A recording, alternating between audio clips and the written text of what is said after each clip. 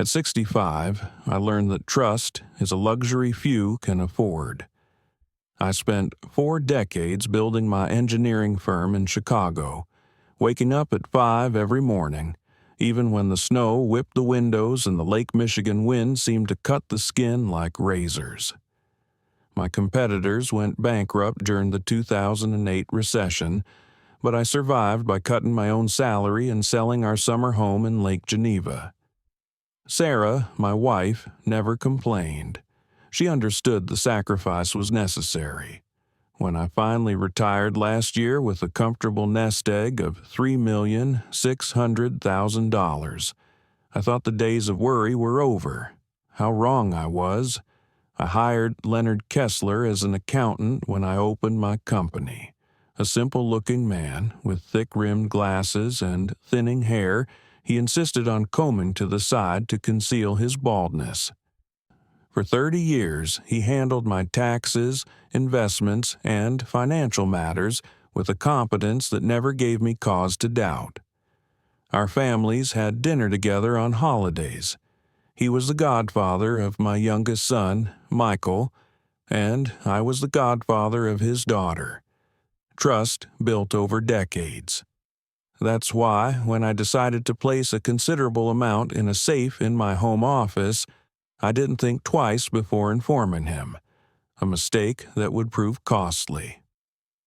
In August, Sarah and I planned our first big post-retirement trip, a 3-week Mediterranean cruise. Athens, Santorini, Venice, Barcelona, a dream we had postponed for decades while we built our future. The week before we left, I visited my oldest son, Thomas, at his suburban home. He was 42, a vice president of marketing at a technology company, married to Amanda, with 2 small children, an established, responsible man. While we were having coffee on the porch overlooking a meticulously maintained garden, I mentioned my concerns about the empty house during our absence. "Thomas, you know I installed that new security system last month, but I'm still worried about a few things that will be left at home, especially the contents of the safe in my office. I thought it would be prudent to tell you that Leonard has the combination." My son raised his eyebrows, moving his coffee cup away from his lips. "Dad, why on earth would you give Leonard the combination to your safe?" "He needed access to store some important company documents when I was away. Tax documents, contracts, that sort of thing. Then it just stayed that way. The thing is, I'm keeping $300,000 in there. Money to invest in that Colorado property I mentioned." Thomas nearly choked on his coffee. $300,000 in cash? In your safe? And Kessler knows about it? Of course he knows. He helped me withdraw it and organize everything. The land in Aspen will be sold right after we get back from the cruise, and I want to be prepared to make a quick offer.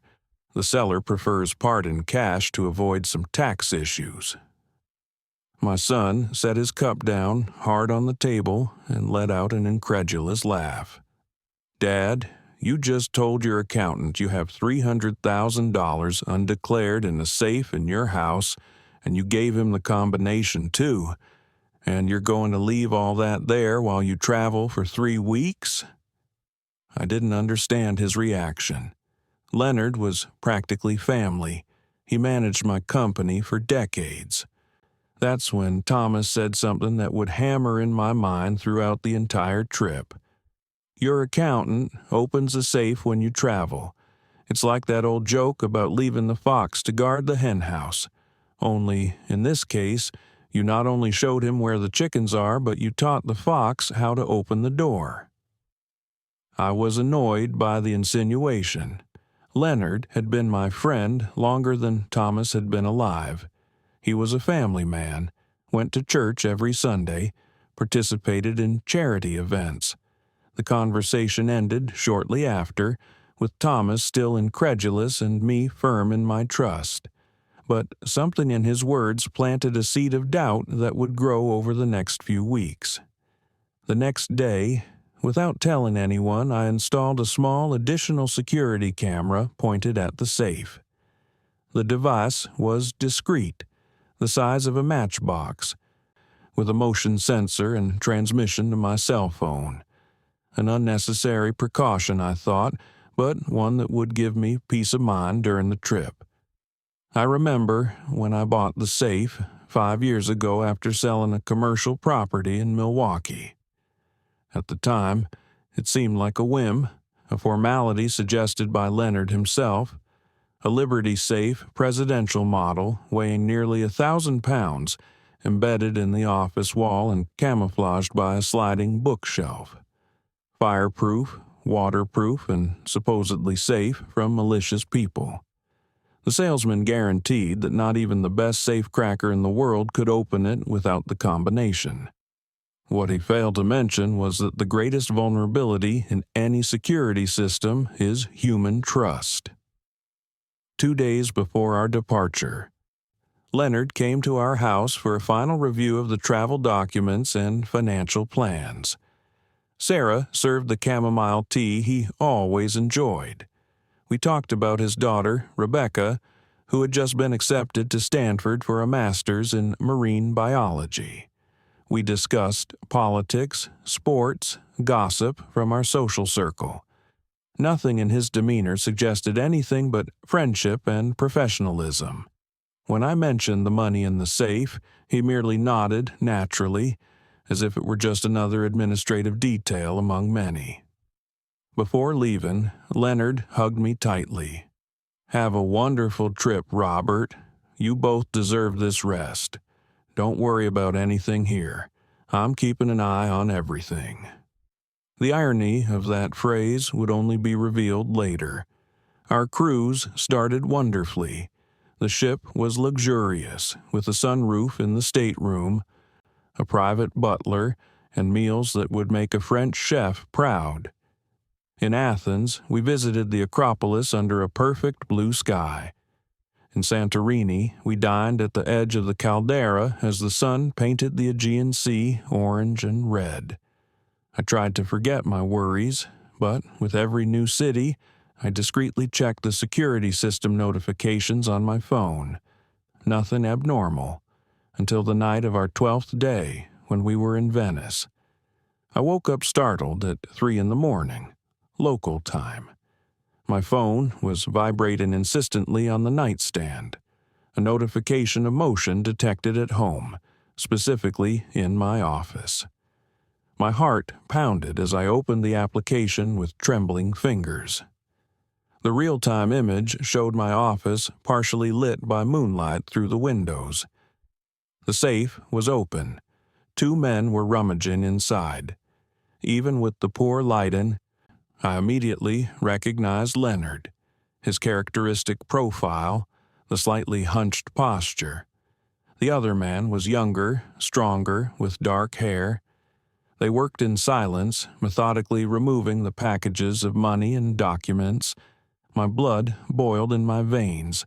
The betrayal was palpable, suffocating. Sarah woke up with my agitation. "What's wrong, Robert? You're pale." I showed her the phone, the images that kept coming in. She brought her hands to her mouth, incredulous. "We need to call the police," she said urgently. I almost did. My finger hovered over the international emergency number, but something stopped me. An inner voice, calculating, cold. The same voice that guided me through difficult negotiations and complex business decisions for decades. "No," I finally said. "We'll wait." Sarah looked at me as if I had gone mad. "Wait? They're stealing everything." "Not everything. It's 300,000, less than 10% of what we have.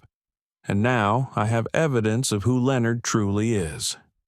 I continued watching as they emptied the safe. Before they left, Leonard looked directly up, as if sensing the camera's presence. For a terrifying instant, I thought I had been discovered. But he just adjusted his glasses and left, carrying a large briefcase where, presumably, my money was. I didn't sleep for the rest of the night. While Sarah finally fell into a restless sleep, I stood on the cabin balcony, looking at the distant lights of Venice and formulating my plan. The initial anger had transformed into something colder, more calculated. Leonard thought I would only discover the theft upon returning home, giving him enough time to concoct a convincing story, or perhaps even disappear. He didn't know I had watched him in real time, that I had recorded his every move. The dawn light began to color the horizon when I made my decision. It wouldn't be a matter of revenge, but of justice. Leonard would have to face the consequences of his choice, but I would do it my way. During 40 years as an engineer, I learned that the best projects aren't the most elaborate, but the most efficient. The ones that solve the problem using the least energy possible. My plan would follow that same logic. The next morning, I called Thomas. The call dropped a few times before finally connecting. His voice sounded distant, broken up by the bad connection. "Dad, everything okay? It's really early here." "You were right," I said simply. The fox got into the hen house. Silence on the other end, then, "What? What are you talking about?" At 2 a.m, Chicago time, my camera caught 2 thieves, Leonard and someone I didn't recognize. "My God, have you called the police yet?" "No, and we're not calling yet. I have a better plan." I explained to Thomas what I intended to do. He initially protested, arguing that we should let the authorities handle it. But he eventually understood my logic. After hanging up, I sent a seemingly innocent email to Leonard. "Venice is stunning. Sarah and I are having a great time. Hope everything's quiet there. Oh, I got a strange notification from the security system last night. Probably a false alarm. Could you take a look at the house when you have time? Thanks, friend. We'll be back in 10 days. The response came 6 hours later. "Glad you're enjoying yourselves. Don't worry, I stopped by earlier today and everything is in order. Probably a cat or something. Enjoy the rest of your trip." The audacity was staggering. He had stolen my money and was now brazenly lying, pretending to have stopped by hours after the crime. Every word of the email fueled my determination. I spent the next morning in contact with Roger Wilson, my lawyer in Chicago, a discreet and efficient man who had been with me since the firm's founding. "Roger, I need you to do a few things urgently," I said, explaining the situation. He seemed shocked initially, then pragmatic. "I know an excellent private investigator. I'll hire him to identify the second man and monitor Leonard's movements." I also asked Roger to prepare an extrajudicial notification and a non-disclosure agreement. I wanted everything ready for when we returned to Chicago. That afternoon, while Sarah visited St. Mark's Basilica, with other cruise passengers, I stayed in the cabin making another important call. This time to Joseph Brennan, director of the First National Bank of Chicago, where we had maintained our accounts for years. "Joe, I need a favor," I began. "I want a complete survey of all movements in Leonard Kessler's accounts over the last 6 weeks, and I need it done with absolute discretion." There was a pause on the other end of the line. "Robert, you know this isn't exactly conventional. There are privacy issues, bank protocols. I also know that the bank is interested in keeping its best clients happy, and that you still owe me for that issue in 2015 when I helped your son with the internship at Westbrook Construction." He sighed. "All right, but this stays between us. I'll have the information when you get back." The rest of the trip was a blur. While Sarah tried to enjoy the last days in the French Riviera and Barcelona, I spent hours on the phone and the ship's laptop preparing my counterattack. I hired a private investigator in Chicago, sent the camera images to my lawyer, and instructed the bank to prepare certain documents for my arrival. I didn't tell Sarah all the details. She only knew I was taking care of the situation. On our last day in Barcelona, as we walked through the Sagrada Familia, Sarah squeezed my hand. "I know you're planning something, Robert. I just want you to remember that we're better than this." Better than Leonard. I looked at her, at the blue eyes that knew every corner of my soul. "What do you suggest? That I forgive and forget?" "Of course not. He needs to face consequences, but I don't want this to consume you. I don't want the anger to destroy the man I love." I kissed her forehead. "I promise I'll do what is just, not what is vengeful." When we finally landed in Chicago, after 21 hours of flying with a layover, I was exhausted but determined. The jet lag didn't matter. There was work to do. I left Sarah at home with our youngest son, Michael, who picked us up at the airport, and drove directly to my lawyer, Roger Wilson's office downtown. Roger was my age, a portly man with abundant white hair and a reputation as a bulldog in the courts. We reviewed the evidence, the clear video showing Leonard and his accomplice, whom the investigator identified as David Kessler, Leonard's nephew, emails, bank history showing suspicious withdrawals by Leonard in recent weeks. The investigator's report was meticulous. David Kessler, 29, ex-military, occasionally worked for a private security company. He had 2 police records for bar fights, but no convictions. He lived in a modest apartment in Evanston and, according to the investigator, had bought a new car 2 days after the robbery. A used BMW, but still a suspicious purchase for someone with his financial history. As for Leonard, the bank report revealed a troubling pattern. Over the past 18 months, he had made frequent cash withdrawals, always below the mandatory reporting limit of $10,000. 3 transfers to accounts in the Cayman Islands, and, more recently, an inquiry about selling his house in Lake Forest. "We could go to the police now," Roger suggested. "We have enough evidence for a conviction."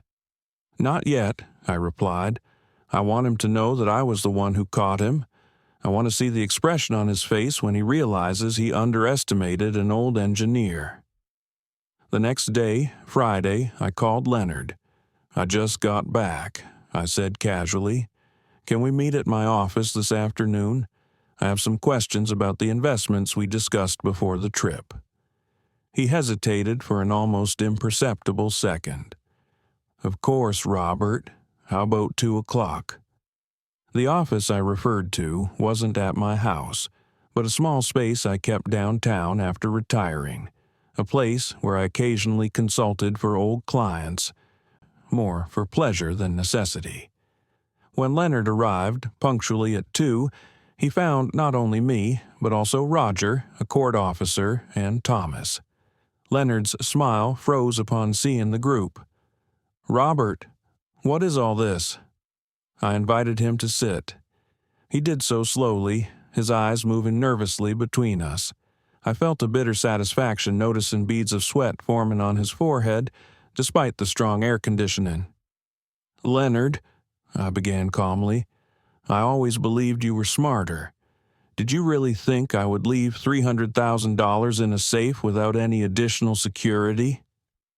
The color drained from his face. "I don't know what you're talking about." I turned my laptop toward him and pressed play. The security footage clearly showed him and his nephew emptying my safe. The angle, the lighting, everything was perfect for identification. Leonard watched in silence, his breathing getting faster. "At 2 in the morning, my camera caught 2 thieves," I said, repeating the words I had told Thomas. You and David look so confident." He started to stammer some explanation about how he was only checking the safe, how he had become worried about security after my email. I interrupted him with a gesture. "Spare us, Leonard. I have videos, bank records, everything. The court officer here has a warrant to seize your assets and freeze your accounts while the investigation proceeds. The only question now is, do you prefer this to be resolved discreetly, with you returning my money and surrendering your accounting license, or do you want to go to trial and potentially spend the next 10 years in federal prison?" His face, previously pale, was now red with shame or anger. Perhaps both. "Robert, we've been friends for 30 years. I'm your son's godfather, for God's sake. And that's the part that hurts the most, Leonard. Not the money, the betrayal. How much is our friendship worth? Apparently, $300,000. He broke down then. Tears streamed behind his glasses as he confessed everything. Financial problems accumulated over years, failed investments, his son's gambling addiction that he was hiding from everyone, growing debts that threatened to swallow his family, the temptation of all that cash, apparently undeclared, sitting unprotected for weeks, the ease with which he convinced his nephew to help him. It was a moment of weakness, Robert. I was desperate. Jennifer needed surgery that the insurance wouldn't cover. My son Kevin owed money to dangerous people. I planned to return everything before you got back." I listened in silence. Part of me wanted to feel pity, but the broken trust was too deep a wound. When he finished, I slid a document across the table. "Here's the agreement. Return the money in full within 48 hours. Surrender your license. Never approach my family again. In exchange, I will not press criminal charges." He signed with trembling hands. As he left the office, he seemed to have aged a decade in an hour. I didn't feel the satisfaction I expected, only an emptiness where trust had once been. On the way back home, Thomas drove in silence. Finally, in the heavy traffic on the Kennedy Expressway, he spoke. "That was easier than I expected." "Easier? What do you mean?" I thought he'd fight more, deny everything, maybe try some legal maneuver. I shook my head. "Leonard is many things, but he's not stupid. He knew he had no way out. Sometimes surrender is the only viable strategy. Even so, you were relentless. I've never seen that side of you." I looked out the window, watching the skyscrapers pass. "That side has always existed, son. It's what allowed me to survive 40 years in a ruthless business. But I prefer to keep it tucked away, like a tool you only use in emergencies." That night, sitting with Sarah on the porch at home, I told her the details of the confrontation. She listened attentively, holding my hand in hers. "He mentioned his daughter and son," she finally said. "Do you believe that part?" "Maybe. It doesn't matter. Each of us faces challenges. The difference is how we choose to deal with them." She sighed, looking up at the starry sky. "Do you know what saddens me the most? The Thanksgiving dinners, the exchanged Christmas gifts, the trips we took together. All of that feels tainted now." "I know what you mean. It's like discovering your house, which seems so solid, has cracks in the foundation." 2 days later, I received a transfer of $300,000. Leonard fulfilled his part of the agreement. I learned from other colleagues that he sold his house and moved to another state near his daughter in California. Our families, once close, were now separated by an abyss of betrayal that no amount of time would completely heal. The following week, I received an envelope in the mail. Inside, a handwritten letter. "Robert, there are not enough words to express my regret. What I did was unforgivable, regardless of the circumstances. I'm not looking for absolution. I just want you to know that our years of friendship were not a lie. I made a terrible mistake that destroyed something precious.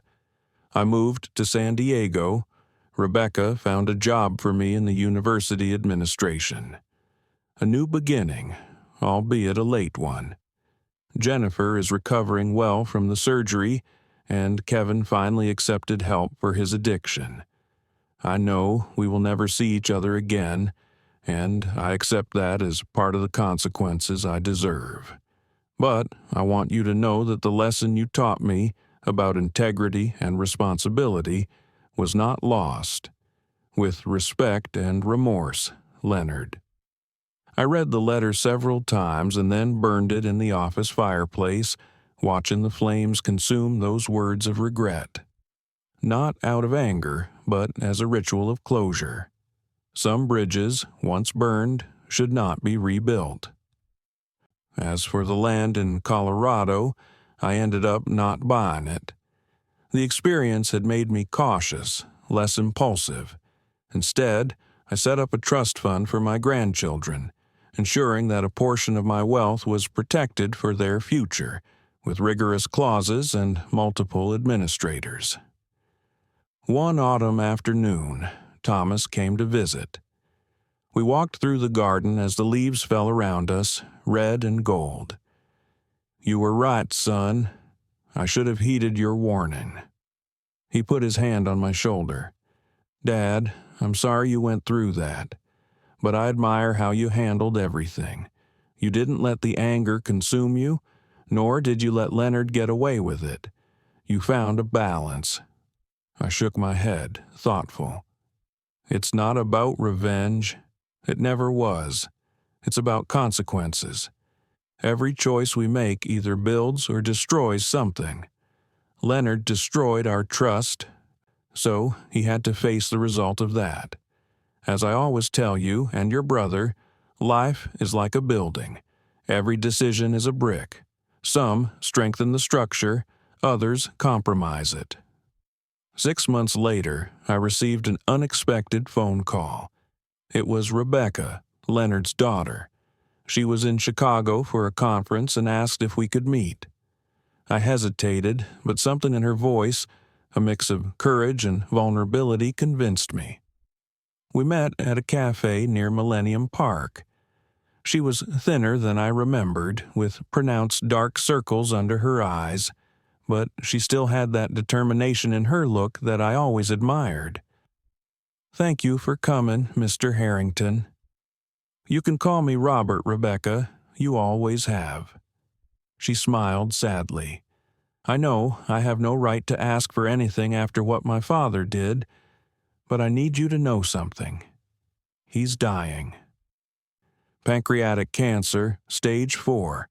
The doctors give him 3 months at most." The news caught me off guard. I felt a lump in my throat. As much as I wanted to maintain emotional distance, 30 years of friendship don't disappear entirely. "I'm sorry to hear that," I said sincerely. She nodded, wiping away a tear. "He doesn't know I'm here. In fact, he explicitly forbade me from looking for you. He says he's caused enough damage." "But I thought you should know. What can the doctors do?" "Nothing but pain control now. He refused chemotherapy. He says he doesn't want to prolong the inevitable." We were silent for a moment, each lost in our own thoughts. Finally, I asked, "Does he need money for the treatment?" Rebecca looked surprised. "No, that's not it. Insurance is covering what can be done, and we sold the Lake Forest house for a good price. I didn't come here to ask for anything, just, I don't know, maybe some closure?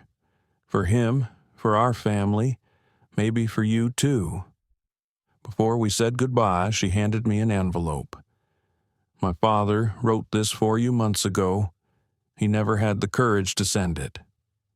I put the envelope in my jacket pocket and drove home with my mind racing.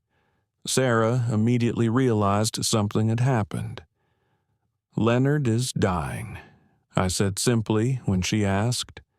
That night, I opened the envelope in the privacy of the office. It was a holographic will, written and signed by Leonard. He left me his collections of antique coins and rare stamps, valued at approximately $200,000. A symbolic gesture of restitution, perhaps, or a final attempt at making amends.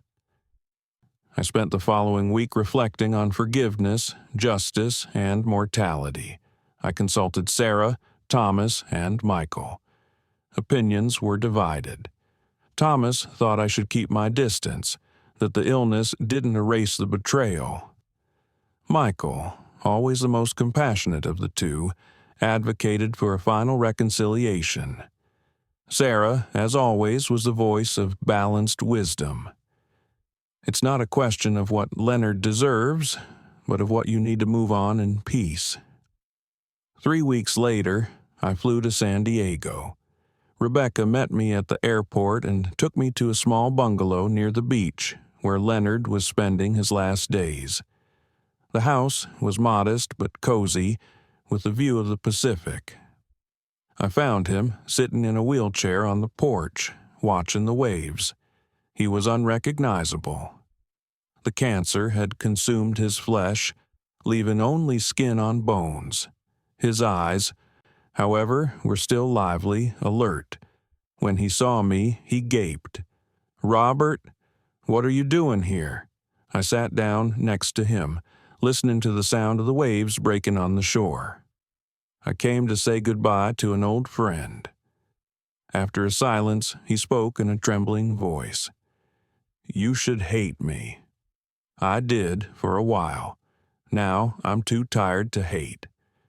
We talked for hours, not about the theft or the betrayal, but about the good times, the fishing trips in Wisconsin, the Christmas dinners, the children's birthdays. We talked about how time passes too quickly, about how the choices we make define us more than any material success. Before leaving, I squeezed his skeletal hand. "I forgive you, Leonard, not because what you did was justifiable, but because forgiveness frees both sides." Tears streamed down his emaciated face. "It's more than I deserve." Leonard passed away 3 weeks later. Rebecca called me with the news. I attended the discreet funeral along with Sarah, only close family and a few friends.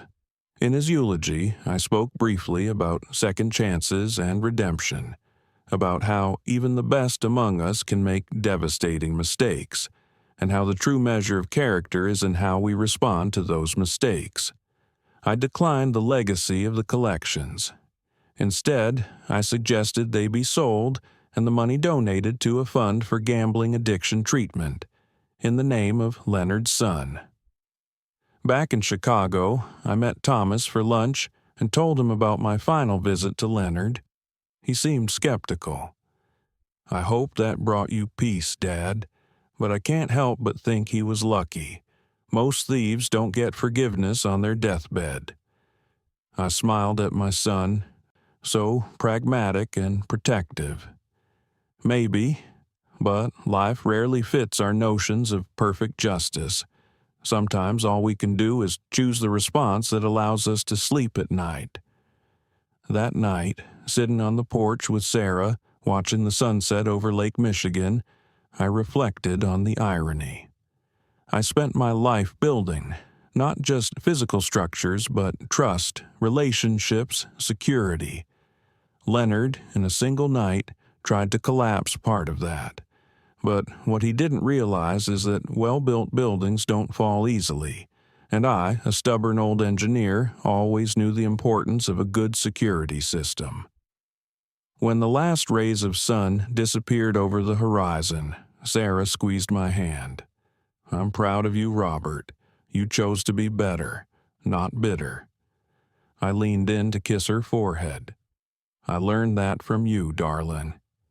True strength isn't in how much you can endure, but in how much you can forgive." And so, with Lake Michigan reflecting the first stars of the night, we turned a difficult page in our lives. Leonard's betrayal left scars, no doubt. But scars are also marks of healing, memories of wounds that, although painful, did not defeat us.